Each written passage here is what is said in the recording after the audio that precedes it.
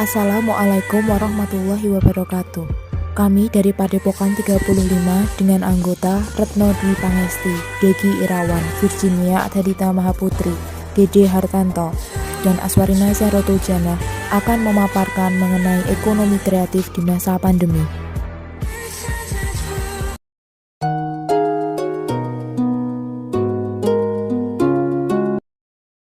Assalamualaikum warahmatullahi wabarakatuh. Perkenalkan, nama saya Dede Hartanto, NIM 2018-008340. Ekonomi kreatif. Ekonomi kreatif merupakan pengembangan konsep yang melandaskan aset kreatif yang diharapkan mampu meningkatkan pertumbuhan potensi ekonomi, jumlah penduduk yang banyak, dan potensi sumber daya budaya yang beraneka ragam dapat menjadikan sebagai modal untuk mengembangkan industri kreatif. Kekayaan potensi seni budaya dan berbagai daerah sebagai potensi untuk tumbuhnya ekonomi kreatif. Keragaman budaya daerah sebagai bahan baku industri kreatif. Ini dengan munculnya aneka ragam kerajinan dan berbagai produk masyarakat Indonesia di bidang ekonomi kreatif. Pemerintah mengidentifikasi lingkungan industri kreatif meliputi 14 sektor yang meliputi perikanan, arsitektur, pasar seni, barang antik, kerajinan desain, fashion, mode, film, video, dan fotografi. Permainan interaktif, musik, seni, pertunjukan, penerbitan, dan pencetakan, layanan komputer, perangkat lunak, radio, dan TV, serta riset pengembangan. Itu saja yang dapat saya sampaikan, kurang dan lebihnya saya mohon maaf.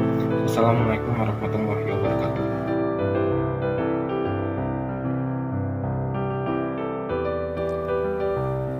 Assalamualaikum warahmatullahi wabarakatuh.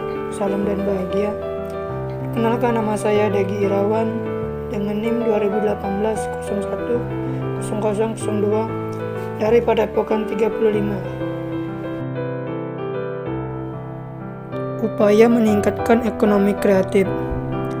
Untuk mengembangkan ekonomi kreatif, pemerintah memiliki strategi dengan melaksanakan pembangunan secara integrasi antara masyarakat, swasta, dan pemerintah. Beberapa strategi tersebut antara lain sebagai berikut.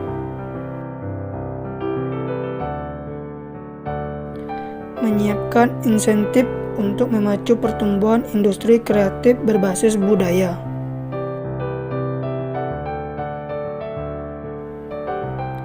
Membuat roadmap industri kreatif yang melibatkan berbagai lembaga pemerintah dan kalangan swasta.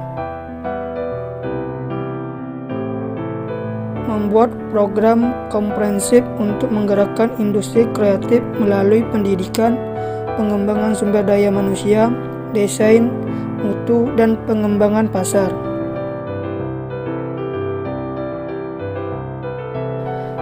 Membentuk Indonesia Creative Council yang menjadi jembatan untuk menyediakan fasilitas bagi para pelaku industri kreatif.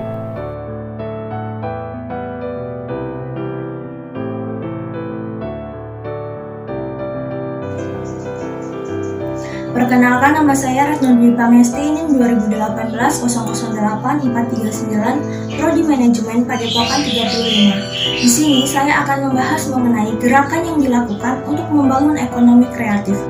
Gerakan yang dilakukan untuk membangun ekonomi kreatif ini adalah salah satunya gerakan satu desa satu produk. Nah, di dalam konteks ekonomi yang berbasis pedesaan ini, salah satu gerakan yang dilakukan adalah satu desa satu produk atau One Village One Product. Gerakan One Village One Product ini telah menarik perhatian dari daerah yang berpenghasilan rendah, yang tidak dapat menarik industri teknologi tinggi, dan juga dari orang-orang yang bekerja di bidang pengentasan kemiskinan dan masalah sosial. Gerakan satu desa satu produk atau One Village One Product ini merekomendasikan penduduk-penduduk yang ada di daerah tersebut untuk menggunakan sumber daya lokal yang diproses dan dikemas sedemikian rupa agar bisa dibawa dan bersaing di pasar. Penduduk setempat dipupuk untuk mempunyai kesadaran atas potensi mereka sendiri dan sumber daya yang ada di wilayah mereka ini diakui sebagai kekayaan lokal. Kontinuitas menjadi sumber kekuatan utama untuk menjadikan produk-produk yang dihasilkan memiliki nilai tambah yang tinggi, serta dengan adanya jaminan atas penjualan dan pengembangan sumber daya manusia. Jika diperhatikan secara seksama ini, gagasan program One Village One Product akan berhasil apabila masyarakat dan pemerintah memiliki visi misi yang sama tentang potensi lokal yang berbasis budaya.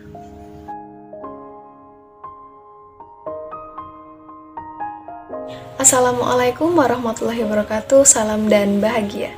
Perkenalkan, nama saya Asfarina Sarutjana dengan NIM 2018-008432 dari Prodi Manajemen Fakultas Ekonomi Universitas Sarjana Wiyata Taman Siswa.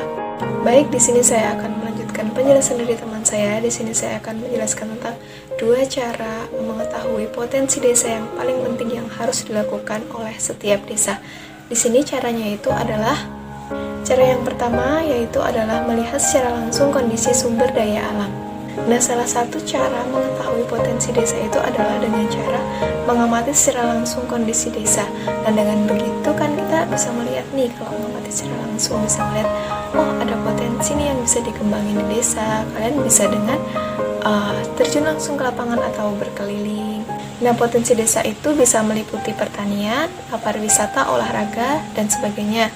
Nah, itu nanti semisal nih di desa itu ada kebun yang luas nih, dan itu bisa dimanfaatkan. Bisa dimanfaatkan semisal dibuat menjadi kebun buah. Nah, hal itu kan tentu akan menjadi penggerak ekonomi di desa tersebut. Nah, yang kedua adalah melihat kemampuan sumber daya manusia. Selain sumber daya alam, sumber daya manusia juga dapat dijadikan salah satu potensi desa. Nah, masyarakat yang memiliki ide cemerlang tentu saja akan menjadi aset bagi desanya. Nah, dengan ide-ide cemerlang tersebut, maka itu akan menjadi penggerak dan memajukan perekonomian di desanya. Nah, untuk mengembangkan potensi sumber daya manusianya, pemerintah desa bisa mengadakan seminar, sosialisasi, atau pelatihan terhadap suatu kegiatan yang nantinya akan memberi dampak positif bagi masyarakat. Untuk bisa membangun dan memajukan desa, dibutuhkan kerjasama baik antara pemerintah desa dengan masyarakatnya. Jika keduanya dapat berkoordinasi dengan baik, maka upaya dalam membangun desa akan terrealisasi dengan sempurna. Sekian penjelasan dari saya, bila ada kurang dan lebihnya saya mohon maaf. Wassalamualaikum warahmatullahi wabarakatuh, salam dan bahagia.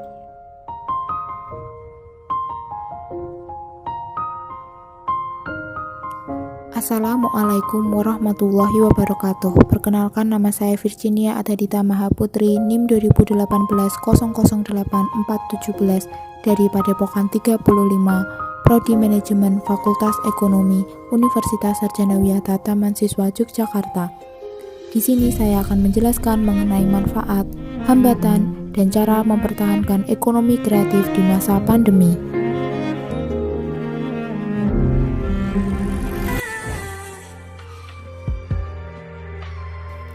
Pertama, membuka lapangan pekerjaan baru bagi warga sekitar. Kedua, mengurangi pertumbuhan angka pengangguran. Ketiga, menciptakan masyarakat Indonesia yang kreatif dan inovatif. Keempat, kompetisi aktivitas dunia bisnis yang lebih sehat. Kelima, meningkatkan inovasi pelaku ekonomi kreatif di berbagai sektor. Hambatan dalam pelaksanaan ekonomi kreatif. Hambatan pertama, pengembangan industri kreatif belum optimal. Hambatan kedua, pengembangan konten, kreasi, dan teknologi kreatif belum optimal.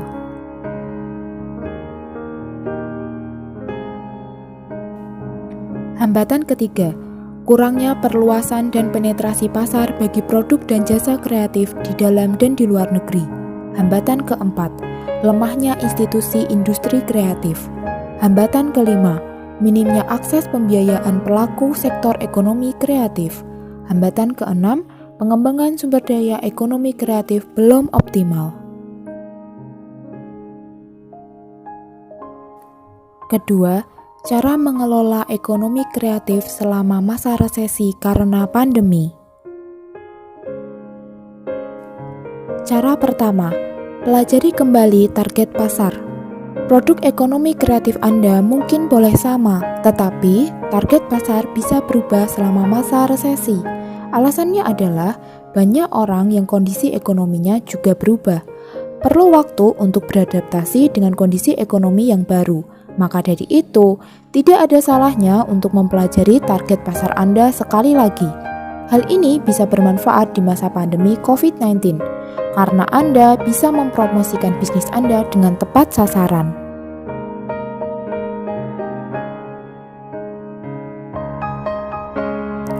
Cara kedua, ubah produk ekonomi kreatif saat pandemi.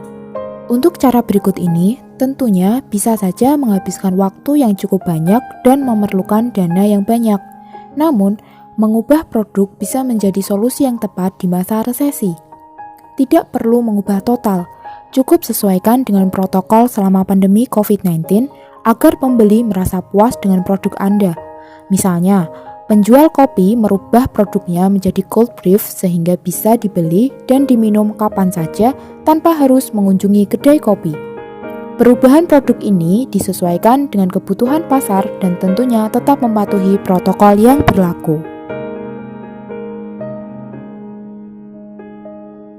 Berikut merupakan pemaparan materi mengenai ekonomi kreatif dari Padepokan 35. Semoga bermanfaat. Terima kasih.